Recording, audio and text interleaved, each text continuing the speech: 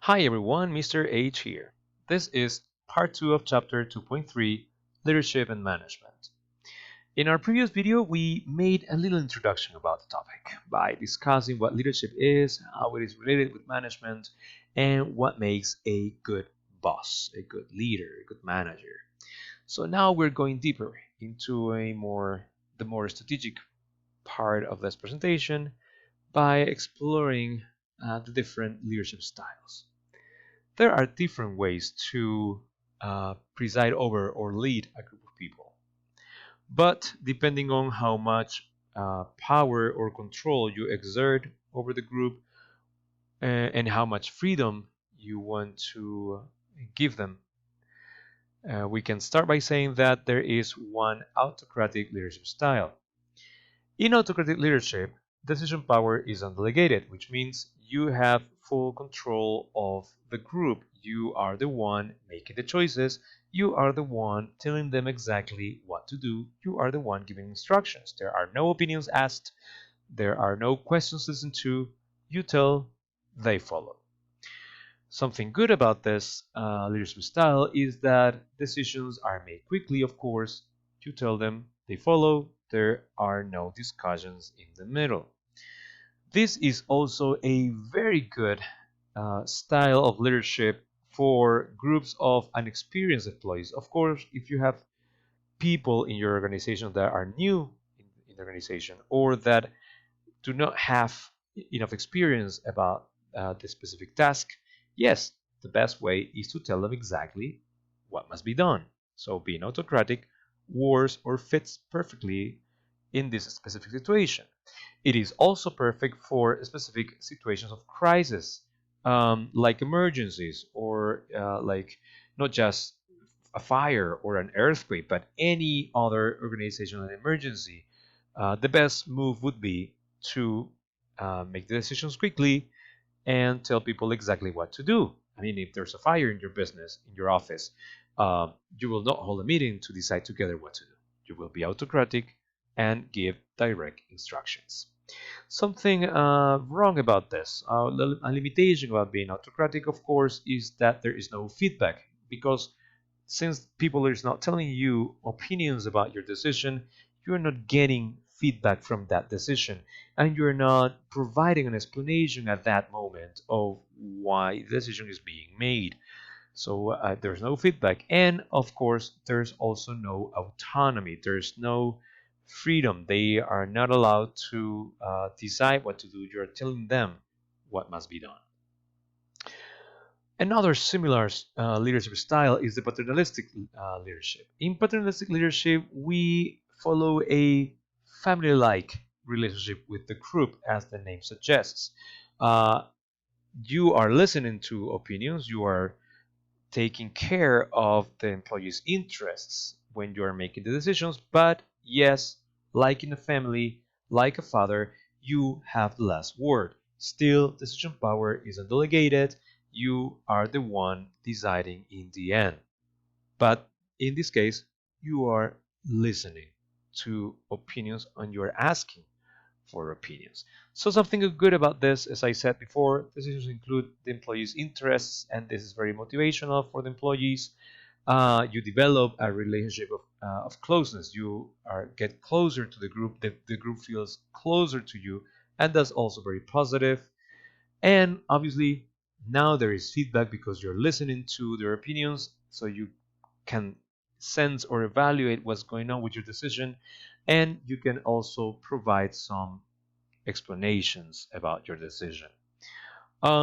Something negative about this type of leadership, however, is that if you are being paternalistic too much in the organization, if they are relying too much on your decision to solve every single problem, you might end up developing a relationship of dependence uh, from the group.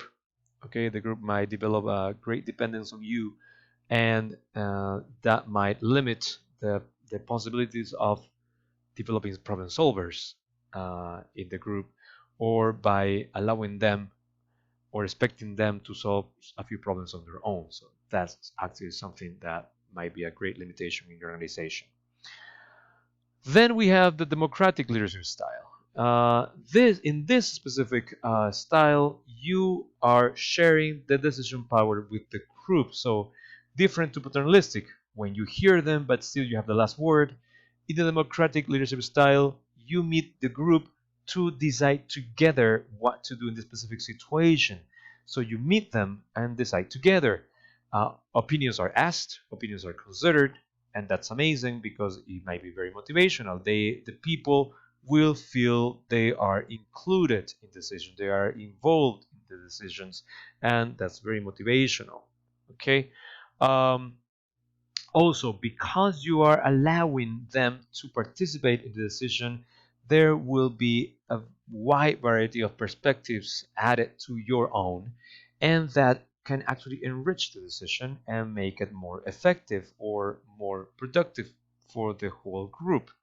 However, when democratic meetings are not held effectively, these type of meetings can be time consuming. I mean, imagine if you are having a democratic meeting with 20, 25, 30, or 40 people. Uh, this decision will take time if you do not come to the meeting with a number of specific possible choices or options for them to discuss, and then it will take way, way long to come up with a decision or a solution. And having a lot of different positions might end up in a few conflicts in the middle of the meeting, and that might be in the end counterproductive to your organization. So yes, being democratic is amazing, giving people the chance to participate together in the decision is amazing, but it will take time, but it will bring out some conflicts in the middle if the meetings, if the decisions are not being led properly. Finally, we have this other type, which is called laissez-faire. Laissez-faire is a French expression that means to let do. And yes, this is because in this situation, in this specific style, the leader is giving full power and full decision of situations to the employees or to the team. So in this case, the leader is not making the decision, he is giving the decision power to the group. Okay? Um, Obviously, this is also very empowering to the group. Will be very motivational to the group. But you have to consider that it is perfect for, especially for creative tasks. If you want them to run wild, go free, and make innovations and creative decisions, yes, is a good move to give them the chance to decide freely without any specific control from your part. It is also perfect for experienced teams. I mean, if you are having an experienced group of employees, yes, you might want to keep an eye on them or even tell them exactly what to do. But if you have a group of very experienced workers or employees who know exactly what to do in that specific situation, they are the experts for that specific situation, yes, it is a good, effective move and a very motivational one to just give them the entire freedom and power of decision. However, the lack of a head deciding or having a last word there might lead to a lack of coordination, something that must be considered when you are deciding on laissez-faire. And if there is no specific head, or if there's not a specific time frame, um, giving them the freedom to decide over the time may lead to procrastination. Okay, because they might just decide not to decide now and maybe later, or maybe later, and then they're not coming to any solution when you actually need something very soon. So, if you want quick decisions or at least sooner decisions, laissez-faire might not be a good move. So each of these leadership styles is positive in their own way. They have their own limitations also. So when you have specific situations in your business, you have to actually decide what is the best, what the best leadership style is for one specific situation. Which leads us to the last leadership style. the situational leadership style. So, situational leaders are the ones who make their leadership decisions based on the skills or the experience of the employees. Okay, so depending on who they are, they will decide specifically what the best leadership style is for them.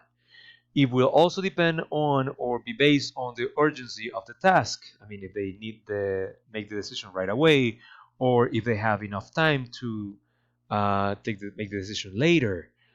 It would also depend on the organizational structure, the type of the business. So a situational leader will follow the CLOTS acronym by considering the culture of the specific group, by considering the type of leader he is or she is, by considering the type of organization he or she is leading, by considering the type of the nature of the task, by considering the nature of their subordinates, how experienced they are, how unexperienced they are, what specific skills they have. So by taking these 5 factors into consideration, a good situational leader will decide which move, which style is best for that specific situation. Obviously, this type of leadership is perfect for those type of leaders who are very experienced, who have spent a long time with different types of groups in different situations, so they know exactly what to do. They have that sense to identify the perfect style. There is also a limitation here, which is that if you are changing from one style to another too often, um, you might be actually got wrong by the people that you're just, and they might not have a clear idea of the leader you are.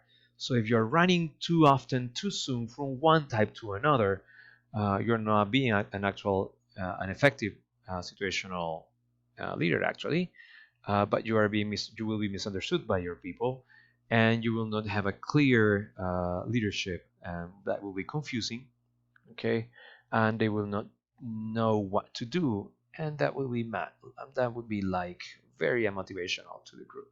So yes, if you decide to go situational, keep in mind that uh, you first have to get to know the people, have to get to know the tasks and the organization very well, and you actually need some experience, some years of experience to know exactly what to do, that have that sense, um, that ability to decide exactly what to do. Okay, so these are the 5 leadership styles. And as I said in the beginning, they actually depend on how much control you want to exert over the group, how much freedom you have to give them, and also it depends also on your own nature as a person, as a leader, and also on the specific situations, needs, or type of organization or business. So this is it for leadership styles, and that's it for chapter 2.3. Bye bye.